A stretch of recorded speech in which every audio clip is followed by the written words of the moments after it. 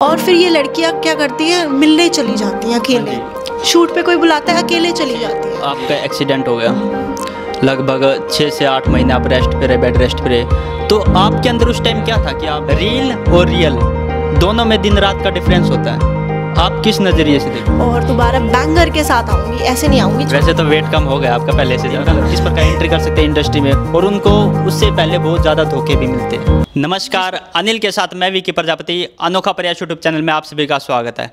आज हमारे साथ एक इन्फ्लुएंसर मौजूद है, एक एक्ट्रेस मौजूद है, जिन्होंने अपनी लाइफ में बहुत ज़्यादा स्ट्रगल किया है, मेहनत किया है, एक्सीडेंट होने के बावजूद लगातार सोशल मीडिया पर एक्टिव है। हमारे साथ मौजूद एक एक्ट्रेस लेकिन नाम 3, कुंडली में ऐश्वर्या, रियल नेम है अंशुल शिकारा, लेकिन वैसे नाम टेक रखा इन्होंने ऐश शिकारा। सबसे पहले मैम नमस्कार, हमारे अनोखा प्रयास यूट्यूब चैनल पर आपका स्वागत है। नमस्कार and thank you so much. मुझे पता नहीं आपने कहाँ से ऐश्वर्या नाम ढूंढ लिया मेरा, ये तो मैंने कहीं भी नहीं बताया। तो मैम सबसे पहले यही बताओ, जैसे आप एक एक्ट्रेस, मॉडल, लेकिन नाम 3 ये कैसे? एक्चुअली ये हुआ यूँ था कि मेरा नाम ऐश्वर्या कुंडली में रखा था बुआ जी ने। फिर उसके बाद फैमिली में से किसी ने सजेस्ट किया अंशुल रख दो, लेकिन अंशुल क्योंकि उस टाइम पे स्कूल में लड़कों का नाम था, मैं थोड़ा सा ऐसे होती थी, और क्योंकि मतलब मेरे को लोगों ने, मेरे एस्ट्रोलॉजर्स में, मैं एस्ट्रोलॉजी में बहुत बिलीव करती हूँ, उन्होंने बोला कि आपका नाम तो ए से रखा जाना था, अ से क्यों रख लिया? तो फिर मैंने अपना नाम बदल के ऐश कर दिया। मैं रखती हूँ अपना नाम, तुमने पता नहीं क्या रख दिया। मतलब आपको थोड़ा सा फील हुआ स्कूल में अंशुल लड़के का नाम होता है? हाँ, क्योंकि जो भी आसपास कोई बोलता था अंशुल ये अंशुल वो, तो वो किसी लड़के को बोल रहे होते तो मैं ऐसे हो जाती, हाँ बताओ। तो मेरे को थोड़ा सा ऐसा लगता था, लेकिन फिर बाद में आदत भी हो गई। लेकिन एक ये था कि ए से नाम होना चाहिए, क्योंकि मैं एस्ट्रोलॉजी में बहुत ज़्यादा मानती हूँ। अभी तो मैंने रिंग्स उतार रखी है, वरना मैं 2 रिंग्स भी पहनती हूँ। क्योंकि वो मेरे को अभी कुछ टाइम के लिए बोला है चांदी कम पहनो, तो मैंने सिर्फ एक ही चीज़ पहनी है चांदी की अभी। जी। तो मैम जैसे आपने खुद रखा नाम ऐश क्या सोचकर रखा? कुछ और भी तो रख सकते थे। ऐश, ज़िंदगी में ऐश करनी है तो इसलिए मैं ऐश हूँ।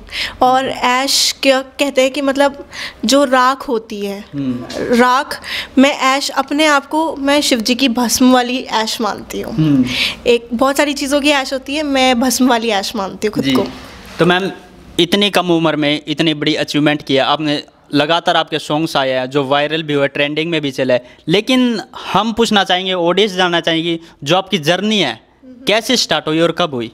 एक्चुअली मैं स्कूल में थी, तो मेरे एक फ्रेंड को पता था कि मेरे को डांस का बहुत शौक़ है। तो उसने मेरे को एक डांस शो के लिए बताया, उसमें मैंने कॉन्टेस्ट किया, लेकिन वहाँ पे डांस में तो मैं सेलेक्ट हो भी गई थी और मैंने काम भी किया, लेकिन किसी ने मेरे को एक मॉडलिंग शो के लिए बोला, लेकिन मैंने कहा फैमिली एग्री नहीं करेगी ये वो, तो उसने फिर भी मेरे को पुश किया और फिर हम गए उसमें शो में। तो मैंने चलना सीखा वहाँ पर, किसी घर में किसी को नहीं पता था कि मैं जा रही हूँ, तो मैंने वहाँ चलना सीखा, सारी चीज़ की, लेकिन वहाँ मैं कुछ स्कोर नहीं कर पाई, क्योंकि वो पहला मेरा वो था, स्टेज था जहाँ पे मैं खुद को रिप्रेजेंट कर रही थी, तो मैं वहाँ जीत नहीं पाई। फिर उसके कुछ टाइम बाद एक मिस हरियाणा और हुआ, तो मैं घर पे जाके रोने लगी, क्योंकि रिश्तेदारों ने बोला कि नहीं ये सब ठीक नहीं है हमारी फैमिली के लिए। तो उसके बाद मैं पापा को जाके उनके सामने रो रही थी, तो पापा बोले क्या हुआ? मैं क्या पापा बताने का तो फ़ायदा नहीं है, क्योंकि आपने मना ही करना है। कहते नहीं बच्चे बता। तो फिर मैंने उनको पूरी स्टोरी बताई कि ऐसे ऐसे मैंने डांस कंपटीशन किया था और वहाँ पे तो मेरे को प्राइज़ मिल गया, अब मेरे को क्या नाम है ऐसे ऐसे मॉडलिंग शो करना है, कोई करने नहीं देगा। तो कहते कि हाँ तू कर ले, कोई प्रॉब्लम नहीं, मैं बैठा हूँ। तो मैं कहा पापा आपने अभी थोड़ी थोड़ी लगाई हुई है, सुबह तक भूल जाओगे। तो उन्होंने कहा कि नहीं तू पेन पेपर लेके आ। तो फिर उन्होंने लिख के दिया कि मेरी बेटी जहाँ जो करना चाहे कर सकती है, मॉडलिंग, एक्टिंग, मैं इसके साथ हूँ, मैं हमेशा इसकी हेल्प करूँगा। तो वहाँ से एक पुश मिला। फिर उसके बाद वो शो किया और फर्स्ट गाना मेरे को दीपेश गोयल ने दिया था, मैं कि कहीं से देख के कहीं ऐड थी कि उनको फीमेल मॉडल की नीड है, तो मैं गई थी उनके पास और थैंक यू सो मच यहाँ मैं बोल रही हूँ कि उन्होंने मेरे को ब्रेक दिया, कैमरे के सामने मेरे को एक फेस करने की हिम्मत दी और मैं फिर वहाँ से मैंने स्टार्ट किया सारा। वही बात है मैम, देखो स्टार्टिंग का दौर हमें भूलना नहीं चाहिए, जिसने हमारी स्टार्टिंग करवाई। और जो आप कह रहे हो कि पिताजी ने लिख के दिया था, वो आपने सुबह अगले दिन मॉर्निंग में पूछा था? हाँ बिल्कुल पूछा था। इनफैक्ट जब पापा की 2018 में डेथ हुई, तो घर वालों ने बोला अब इसकी शादी कर दो, अब इसको मतलब हो गया, अब पापा नहीं रहे तो इसकी शादी कर दो। लेकिन उस टाइम पे वो पेपर मेरे इतने काम आया, मैंने उसके प्रिंट आउट्स निकलवाए, फ़ोटो कॉपीज़ कराई और एक एक रिश्तेदार को दे दिया। मैं कही ये रही मेरी पापा की विश, अब मत बोलना। वो 13वीं से पहले ही मैंने दे दिया था। और फिर 20 दिन के अंदर अंदर ही दीपेश गोयल ने मेरे को दोबारा शूट पे बुलाया था और मैंने वो गाना किया था। और उसके बाद मतलब मैं एज अ चार्मर वीडियोस कर रही थी। मेरे ब्यूटी सीन्स होते थे, बट मैंने एक्टिंग सीखी बाद में। एक मैंने बताया ना, मैं बहुत पैम्पर्ड थी। तो अमित चौधरी के साथ मैंने एक सॉन्ग किया था, तो वहाँ पे उन्होंने मेरे को डांट दिया कि ऐसे नहीं करते, ऐसे नहीं करते। तो मैं अपने अलग ऐठ में कि यार मेरे को तो शूट पे जैसे मैंने दीपेश गोयल के साथ काम किया है, तो वहाँ मुझे ऐसे बच्चे की तरह रखते थे कि यार ये कैसे मेरे को डांट रहे हैं। लेकिन फिर जब वो काम निकल के आया, जो उसमें मेरी एक्टिंग निकल के आई, तो वहाँ मैंने रियलाइज़ किया कि मैं कितनी बड़ी फूल थी, स्टूपिड थी कि मैंने मतलब ऐसे रिएक्ट किया जबकि वो मेरे को पॉलिश कर रहे थे। बिल्कुल। तो वहाँ से मैंने कुछ चीज़ें और सीखी कि कभी भी जो भी आपको सिखा रहा है उसमें गलतियाँ मत ढूंढो, अपनी गलतियाँ ढूंढो। और कोई डांट रहा है तो उसको पॉजिटिवली भी लेना सीखो, वरना मेरे को डांट की बिल्कुल आदत नहीं है, अभी भी नहीं है। वो आपको मैम एक अच्छा एक्ट्रेस बनाना चाहते थे, जो आपके अंदर कमी है वो निकालना चाहते थे, वो दूर करना चाहते थे। वे ऑफ वर्किंग थोड़ा अलग होता है। जैसे डायरेक्टर दीपेश के साथ मैंने जब काम किया तो मैं ऐसे पैम्पर्ड काम करती थी। डायरेक्टर अमित सर के साथ जब मैंने काम किया तो वहाँ पे मतलब मैं थोड़ी डांट खा के काम करती थी, क्योंकि कुछ चीज़ें मेरे को सिखानी ज़रूरी थी और जो डांट से ही आई जी। तो मतलब अलग अलग डायरेक्टर्स के साथ काम किया, काम पॉलिश होता चला गया। डायरेक्टर लक्की, विकास सिंह रोहा जी, इनके साथ भी बाद में मैंने काम किया। और अभी आपको पता ही है जैसे ब्रेक पे हूँ। तो अब लगातार जैसे सॉन्ग्स आए आपके, वायरल हुए, ट्रेंडिंग में रहे, लेकिन ऑडियंस ये जानना चाहते कि 1 साल से कहाँ गायब हो आप? 1 साल से एक्चुअली मेरा 2 साल होने वाले हैं। एक्सीडेंट हो गया था, तो हम गाड़ी में थे और वो गाड़ी पलट गई थी, तो मेरी स्पाइन में चोट लग गई थी और मेरे हेड पे भी चोट आई थी। तो मेरे दिमाग में स्वेलिंग थी, तो उसके लिए मेरे को स्टीरॉइड्स दिए गए थे और बैकबोन में फ्रैक्चर था। तो मैं 5-6 महीने बेड रेस्ट पे थी टोटली। उसके बाद मैंने छोटे बच्चों की तरह चलना सीखा है, सारी चीज़ सीखी है। एक दौर आया जहाँ पे जो बहुत सैड दौर था, बीच में डिप्रेशन भी हुआ, पैनिक अटैक भी आए। फिर मेरी एक फ्रेंड है कृतिका डागर, उसने मेरे को बहुत ही ज़्यादा मोटिवेट किया कि नहीं तू चल सकती है, नहीं तू अच्छा कर सकती है, नहीं तू गाने कर सकती है, नहीं तू ऐसे कर। तो उसने बहुत सपोर्ट किया। और मेरे और फ्रेंड्स जिनको मैंने 3 साल तक ये भी नहीं पूछा था तुम कहाँ हो, जी रहे हो कि मर रहे हो, जब मेरे को उनकी ज़रूरत पड़ी मैंने उनको कॉल किया और वो मतलब मेरे घर के गेट के बाहर खड़े थे कि हाँ अभी आ जा तू बता। फिर मैं 6 महीने तक तो रो रही थी, अभी मैं दोबारा से स्टार्ट कर रही हूँ। इंस्टाग्राम पे ग्रो किया है, वेट कम कर रही हूँ और दोबारा बैंगर के साथ आऊँगी, ऐसे नहीं आऊँगी। वैसे तो वेट कम हो गया आपका पहले से ज़्यादा। Thank you. अब मैं कुछ ज़्यादा खा लूँगी फिर बढ़ जाएगा खुशी खुशी में। बिल्कुल बिल्कुल। तो मैम जैसे हम देखते हैं जो सोशल मीडिया है, रील और रियल दोनों में दिन रात का डिफरेंस होता है, आप किस नज़रिए से देखते हो? रील और रियल देखो, कोई भी इन्फ्लुएंसर है, कोई भी जो आपके सामने बंदा है, वो एग्जैक्ट जैसा अपनी लाइफ में वो आपको नहीं दिखेगा। आप उसको सोशल मीडिया पे देखते हो, एटीट्यूड वाली वॉक करते हो, आपको लगेगा इस बंदे में बड़ा एटीट्यूड होगा, किसी से बात नहीं करता होगा। लेकिन जब आप उसको रियल लाइफ में मिलते हो तो आपको पता चलता है वो इंसान कैसा है। और कई बार क्या होता है कि आप किसी को कैमरे पे देखते हो, आपको लगता है ये बहुत अच्छा होगा, लेकिन यू नेवर नो कि वो अंदर से कैसा है। तो मतलब आप कभी भी ऐसे मतलब रील पे बेस आप किसी को जज नहीं कर सकते, आपको उनको एक्चुअल में जानना पड़ेगा किसी को भी जज करने के लिए। सो मेरा टेक यही है कि मतलब रील इज़ फॉर एंटरटेनमेंट, उसको सिर्फ एंटरटेनमेंट के तरीके से देखो, उससे किसी को जज मत करो ये ऐसा होगा ये वैसा होगा। नेचर में और अपीयरेंस में देखो थोड़ा बहुत फ़र्क तो पड़ता ही है, इतने सारे फिल्टर्स बनाए गए हैं तो इसीलिए बनाए गए हैं, थोड़ा सा बंदा अलग लगे। अब शायद इस इंटरव्यू में मैं अपनी रील से अलग दिख रही हूँ, डेफिनेटली अलग दिखूंगी, और जो गाने हैं उनमें मैं और अलग दिखूंगी, और रियल में जब आप मेरे को देखोगे तो मैं और अलग दिखूंगी। तो फिल्टर्स का भी होता है, और उसके अलावा आप नेचर किसी का रील और रियल में जज नहीं कर सकते, आप देख के नहीं बता सकते, आपको जानना पड़ेगा। बिल्कुल बिल्कुल। मैम जैसे आपका एक्सीडेंट हो गया, लगभग 6 से 8 महीने आप रेस्ट पे रहे, बेड रेस्ट पे रहे, तो आपके अंदर उस टाइम क्या था कि आप बिल्कुल टूट गए हो या फिर काम नहीं कर सकते आगे? क्योंकि हमें ना कहीं से मोटिवेट होना ज़रूर मिलता है, कोई हमें मोटिवेट करना, कोई हमें डिमोटिवेट करना। आप कैसे रहे, पॉजिटिव रहे, नेगेटिव रहे? एक्चुअली मम्मी ने बहुत ही ज़्यादा मोटिवेट किया, फैमिली ने बहुत मोटिवेट किया, बुआ जी पूरी फैमिली। बुआ जी हमारे साथ ही रहती हैं, तो हमारे घर आमने सामने है, तो वो आते थे और मम्मी जैसे रोज़ मंदिर जाती थी, बहुत मोटिवेट किया। एक टाइम ऐसा था कि मेरे को लग रहा था नहीं कर पाऊँगी। जैसे मैंने बताया, मेरी दोस्त कृतिका डागर और वो पुराने दोस्त जिनको मैंने पूछा ही नहीं था, वो आते थे घर पे मेरे से पूछने ठीक है नहीं है। फिर कई बार बाहर लेके जाते थे मूड चेंज करने के लिए।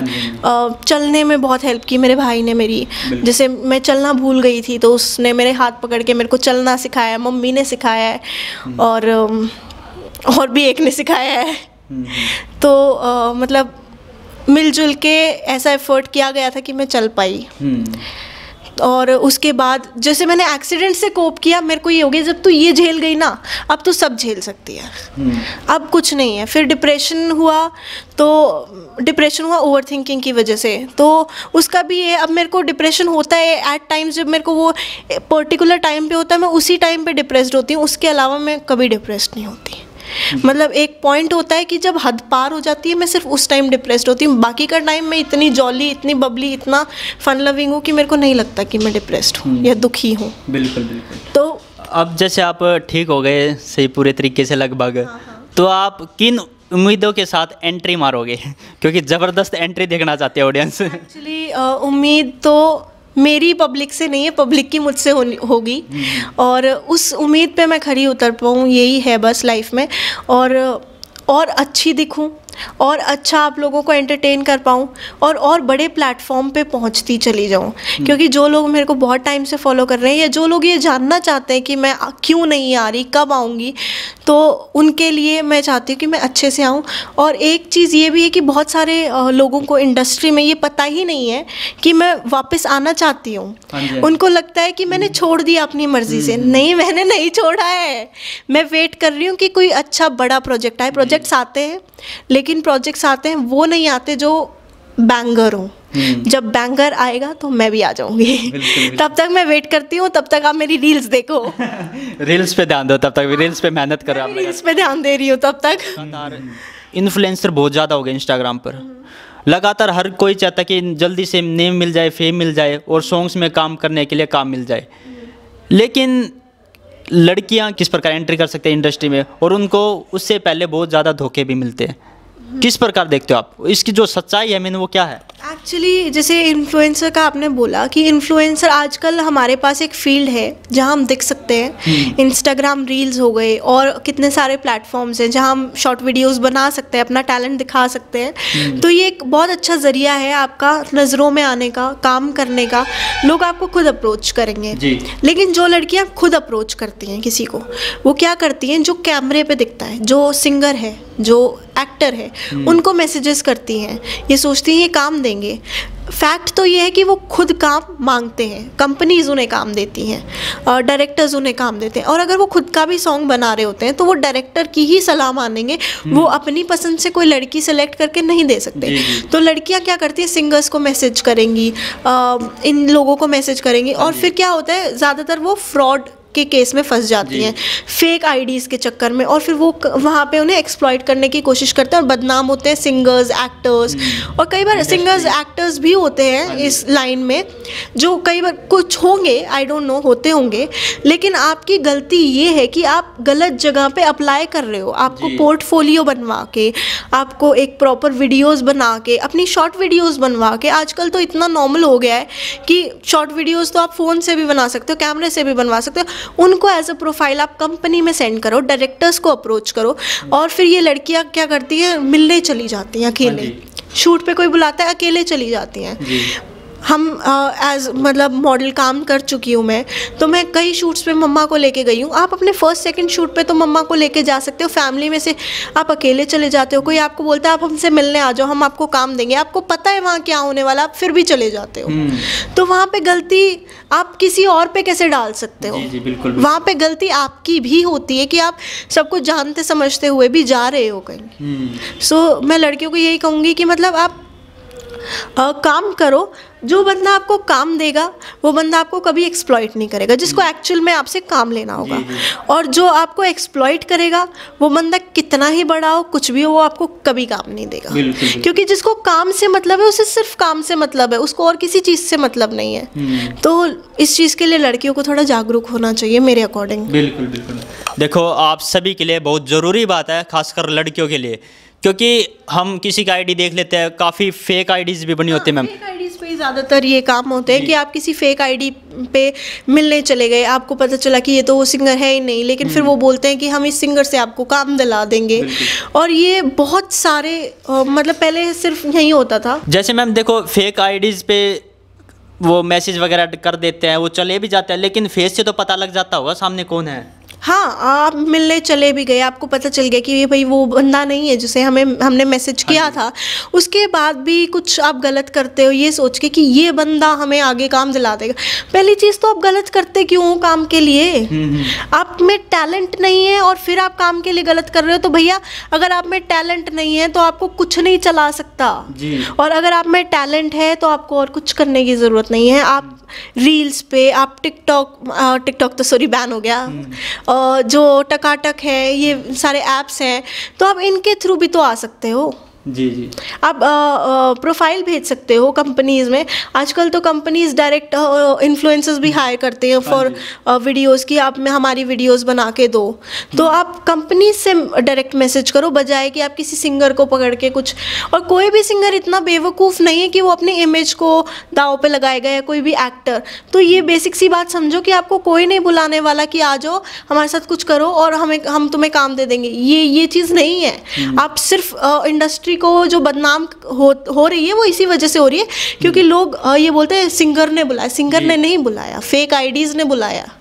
और आपके उसने तलब नहीं कि हाँ बस हमें कैसे भी करके आना है, कैसे भी करके मतलब सॉन्ग में काम करना है, नेम फेम चाहिए बस, बिल्कुल बहुत ज़्यादा। आप क्या कर रहे हो? अपनी जो सेल्फ रिस्पेक्ट है वो तो आप यहीं छोड़ के जा रहे हो। बिल्कुल बिल्कुल। सो ये मेरा लड़कियों के लिए है, जो मतलब सबके लिए नहीं है। डेफिनेटली जो 2-4 लड़कियां हैं जो गलत हो जा रही हैं या ये सोचते हैं कि भाई अगर यही ऑप्शन है काम पाने का तो यही कर लेते, तो ये सिर्फ उन लड़कियों के लिए है। मैं किसी को भी टारगेट बना के नहीं बोल रही हूँ। मेरे सामने 1-2 इंसिडेंसेस ऐसे हुए हैं जो मेरे को पता चला है, तो मैं चाहती हूँ कि मेरे थ्रू अगर कोई एक लड़की का भी बेनिफिट होता है तो वो बेस्ट है। बिल्कुल बिल्कुल सही बात है। बिल्कुल देखो, अगर आप अपने सेल्फ रिस्पेक्ट ही खो दोगे तो कुछ नहीं बचता। अगर आपके अंदर टैलेंट होगा, आपके अंदर वो हॉबीज़ होगी कि मैं सॉन्ग्स में काम कर सकता हूँ, तो अपना टैलेंट रील्स पे दिखाओ, इंस्टाग्राम पे दिखाओ, तो वहीं से पता लग जाएगा और कंपनीज, डायरेक्टर, प्रोड्यूसर वहीं से हायर कर लेंगे आपको। तो मैम इसके साथ साथ हम पूछेंगे आपसे आपकी लाइफ की हॉबीज़ क्या क्या है, क्योंकि देखो एक्ट्रेस हो आप, एक मॉडल हो, उसके साथ साथ और भी बहुत कुछ करते होगे।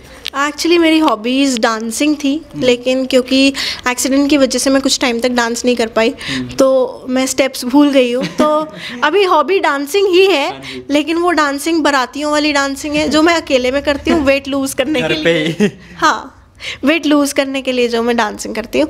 और उसके अलावा कभी कभार थोड़ा बहुत गाना गा लेती हूँ, क्योंकि मैंने एक बार सीखा था, क्योंकि मेरे को एक गाना रिलीज़ करना था पर वो मैं किसी रीज़न से कर नहीं पाई, लेकिन मैंने सीखा था तो अब कोई भी गाना चलता है मैं गुनगुनाती हूँ।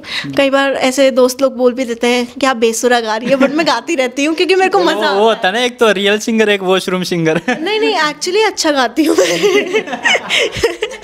अभी मेरे को जुकाम हो रहा है, नहीं तो गा के दिखा देती, अच्छा गाती हूँ मैं। बट क्या होता है, टांग खींचने के लिए दोस्त बोल देते हैं कि अच्छा नहीं गा रही। चलो कोई भी 1-2 लाइन हो जाए मैम, किसी भी सॉन्ग की जो आपको आते हैं, बिल्कुल पता लग जाएगा मैम। नहीं हिंट पता लग जाए कैसा गाते हैं, ताकि बहुत जल्दी आपको सिंगिंग की लाइन में भी काम मिल जाएगा। अरे अब मैं सब भूल गई मैं। नर्वसनेस में ऐसे एकदम से बोला ना गाना गाओ, क्योंकि मैं इसके लिए प्रिपेयर्ड ही नहीं थी। कोई नहीं, कोई भी सुना दो, एक सुविचार दे दो, वही बहुत है। सुविचार? नहीं सॉन्ग नहीं प्लीज, सॉन्ग नहीं। किसी भी सॉन्ग। एक्चुअली सच्ची में गला खराब है। मैं पीती तो नहीं हूँ पर मैं ये गाना बहुत गुनगुनाती हूँ जैसे गाड़ियों में। और मेरे सारे दोस्तों को पता है कि जब भी मेरे को मतलब ऐसे गाना गाने का मन करता है तो मैं गाना चलाती हूँ, क्योंकि ये बहुत फन है। मेरा दादा भी पीवे, मेरी दादी भी पीवे, दूर खेत में हाड़ी भी पीवे, माड़ी भी पीवे। तो ये गाना गाती हूँ मैं कई बार दोस्तों के साथ। तो एक तरह से थोड़ा थोड़ा फेवरेट है। और एक जान गाना है, मेरे को लिरिक्स याद नहीं आ रहे, तूने जान बोल कैसे कुछ था। तो एक वो गाना मुझे बहुत पसंद है, वो भी कई बार गुनगुनाती हूँ। अभी मैं नर्वसनेस में ना सारे लिरिक्स भूल गई हूँ, इतने गाने गाती हूँ ना मैं सारा दिन में, अभी नहीं आ रहा है कुछ दिमाग में। और मेरे फ्रेंड्स मेरे को देख के अगर कोई देखेगा तो गालियाँ पकेंगे, हमें तो पका दिया, यहाँ नहीं बोला जा रहा इससे। जी जी जी।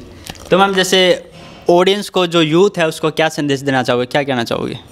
यूथ को मैं जो इस लाइन में आना चाहते हैं उनको सिर्फ एक ही सजेशन दूंगी, बी केयरफुल। और थोड़ा सा आप ना सर्च करो कोई भी चीज़ करने से पहले, चाहे सिंगिंग है, चाहे एक्टिंग है, चाहे शायरी है, आप सर्च करो कि ये कैसे किया जाता है। आजकल यूट्यूब पे अगर आप देखो ना, आपको ना फोटोग्राफर से डायरेक्टर बनने के सारे वेज मिल जाएंगे। आपको कैसे क्या चीज़ ऑपरेट करनी है आपको सब आ जाएगा। मैंने हारमोनियम बजाना सीख लिया यार यूट्यूब से। सो आप जो चाहते हो, आप जो बनना चाहते हो, आप YouTube पे जाके चेक करो किसने कैसे क्या काम किया है। सो थोड़ा सा केयरफुल रह के, थोड़ा सा समझदारी से काम करो। मैं ना समझ थी, मैं आज भी ना समझूँ, लेकिन जो मैं गलती कर चुकी हूँ उसके लिए मैं लोगों को बोल सकती हूँ कि आप मत करना, बिल्कुल आप उससे सीखना। आप YouTube से सीखो, आप सारी चीज़ से सीखो। इनफैक्ट कोई बहुत बड़े नोन डायरेक्टर हैं मेरे, जिन्होंने स्टार्टिंग में YouTube से ही सीखा था। सो मतलब मैं यही बोल सकती हूँ कि आप चीज़ें सीखो, करो, तरीके ढूंढो करने के। बहुत सारे आजकल तो व्लॉग्स भी बनाते हैं लोग, तो व्लॉग्स में भी लोग बताते हैं कि आप कैसे क्या कर सकते हो, कैसे आप इस लाइन में आ सकते हो। अब एक एक चीज़ सिर्फ एक इंटरव्यू में बताना मेरे लिए भी पॉसिबल नहीं होगा, और शायद सारी चीज़ें मुझे भी नहीं पता होंगी। लेकिन जो जानते हैं, जो व्लॉग्स डालते हैं, आप उनके देखो, सब सारे नॉलेज आजकल इंटरनेट पे है। हम इंटरनेट का मिसयूज़ बहुत करते हैं, मीम्स भेजते हैं एक दूसरे को, या ये मिसयूज़ तो नहीं है खैर, लेकिन आप बहुत सारी चीज़ों में मिसयूज़ करते हो, अपना टाइम ख़राब करने में मिसयूज़ करते हो। तो उसका अगर पॉजिटिव यूज़ किया जाए तो सोशल मीडिया और इंटरनेट बहुत बड़ा बेनिफिट है जो आज की यूथ को मिला है, जो पिछली जनरेशन को नहीं मिला था।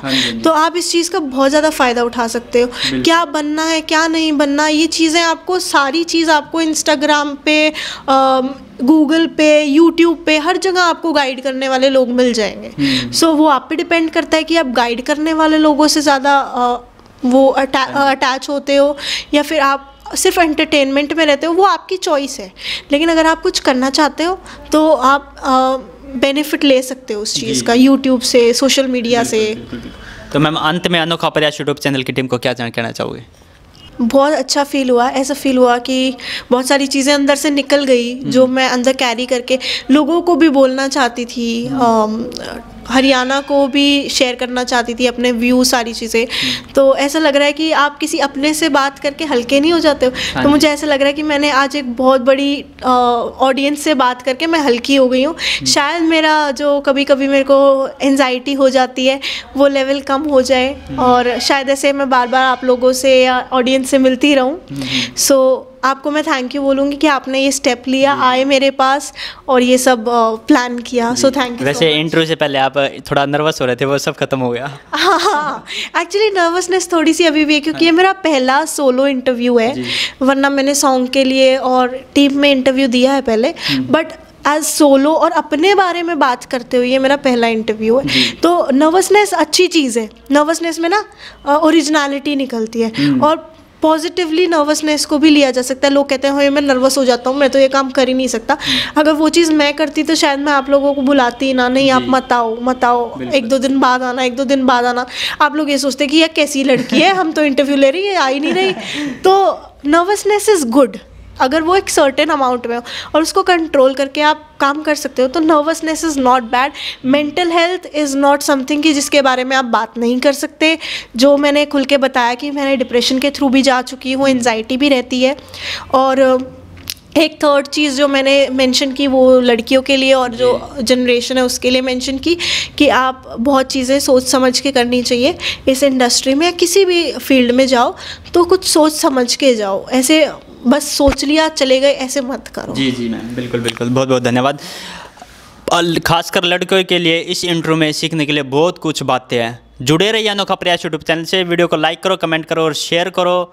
और फेसबुक और इंस्टाग्राम का लिंक डिस्क्रिप्शन में मिल जाएगा, जाके उनको भी फॉलो करो और मैम को भी फॉलो करो। बहुत बहुत धन्यवाद।